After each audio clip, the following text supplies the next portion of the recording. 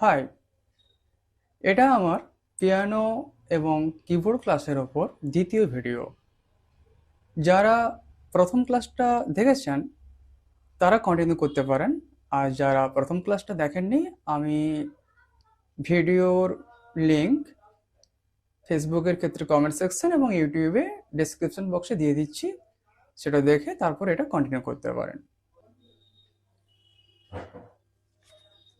Previous ক্লাসে আমি whole note, half note, quarter note, finger numbers, treble clef, bass clef এবং আরও কয়েকটা জিনিস বলেছিলাম এবং প্র্যাকটিক্যালি কিছু এক্সাম্পল আমি বাজিয়ে দেখিয়েছিলাম। আজকে আমি ডটেড হাফ নোট দিয়ে শুরু করব। দেখুন, এই ডটেড হাফ নোটটা দেখতে অনেকটা হাফ নোটেরই মতো। হাফ নোট এঁকে তার পাশে একটা ডট দেওয়া, ডটেড হাফ নোট।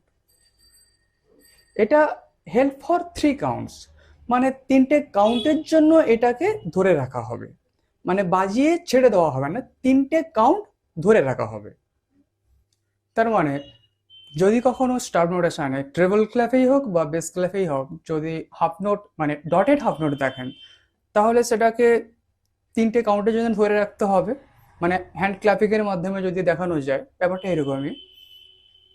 1 2 3, 1 2 3।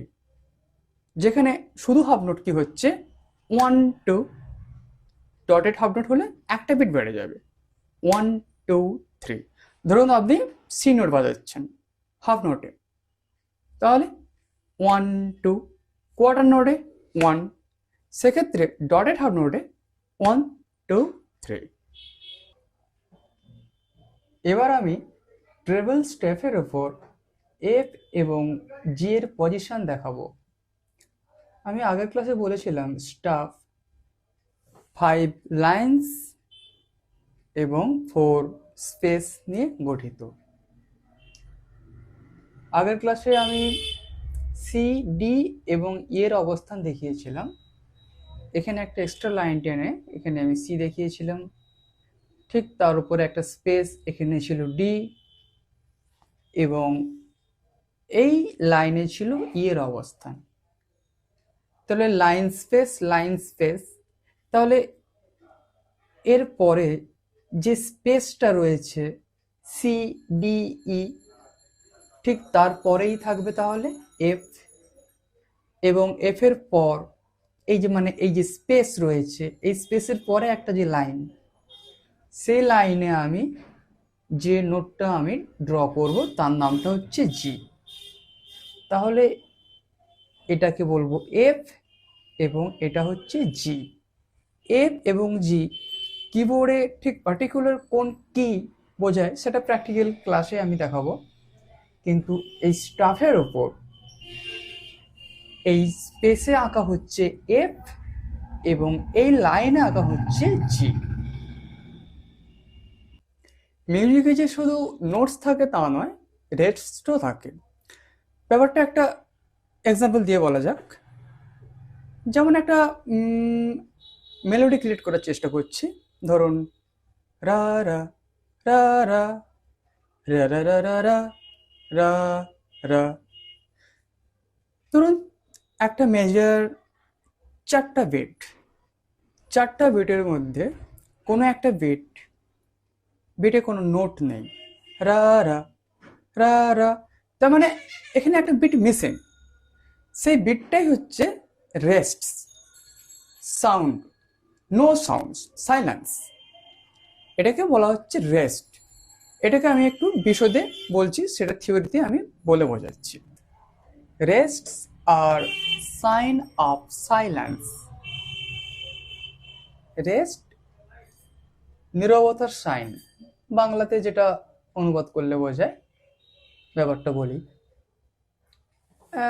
এটা একটা স্টাফ, ট্রেবল বা বেস ডিনোট করিনি।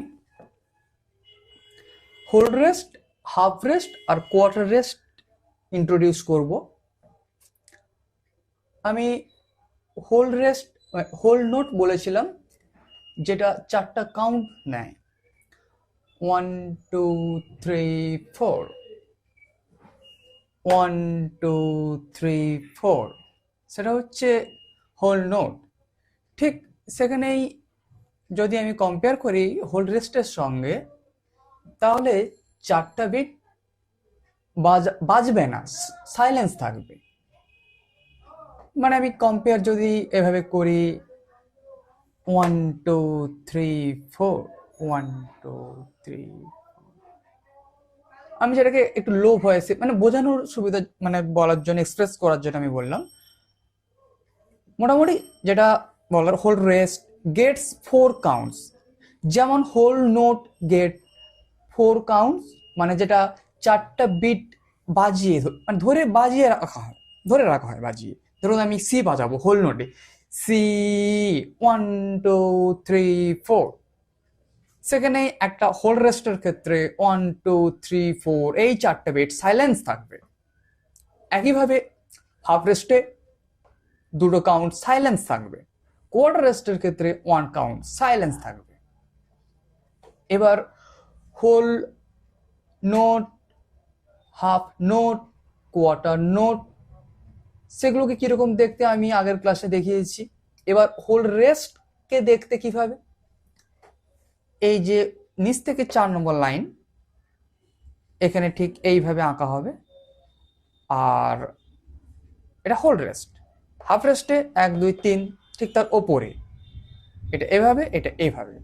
আর কোয়ার্টার রেস্ট অনেকটা অ্যান্ড সাইনের মতো, দেখুন এটা কোয়ার্টার রেস্ট, এটা whole rest gets 4 counts silence, এটা half rest 2 counts quarter rest. তাহলে আমি একটু কম্পেয়ার করি whole rest, half rest, quarter rest এর সঙ্গে হোল নোট, হাফ নোট আর কোয়ার্টার নোটের ক্ষেত্রে বলছি 1 2 3 4, 1 2 1। রেস্টের ক্ষেত্রে 1 2 3 4, 1 2 1। এটা প্র্যাকটিক্যাল এক্সাম্পল, যখন আমি একটা স্টাব নোটের উপর রেস্ট এবং নোটস কম্বাইন করে এক্সারসাইজ বা এক্সাম্পল আমি পরের ক্লাসে আমি দেখাবো, তখন সেটাকে আরো ক্লিয়ারলি আমি এক্সপ্লেন করতে পারবো। আপাতত এখানে আজকে এতটাই বলি। আজকের ভিডিও ক্লাস আমি এখানেই শেষ করছি।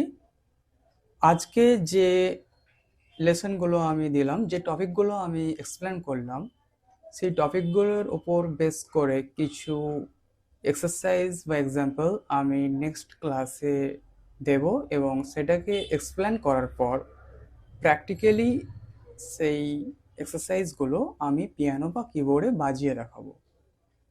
এটা ছিল আমার ভিডিও ক্লাস। আপনারা যদি কেউ অনলাইন লাইভ ক্লাস করতে চান, আমার সঙ্গে কন্ট্যাক্ট করতে পারেন ডেসক্রিপশন বক্সে এবং কমেন্ট সেকশানে আমি কন্ট্যাক্ট নাম্বার দিয়ে রাখছি। এবং যদি কেউ অফলাইন ক্লাসও করতে চান, কন্ট্যাক্ট করতে পারেন। Thanks for watching this video. By.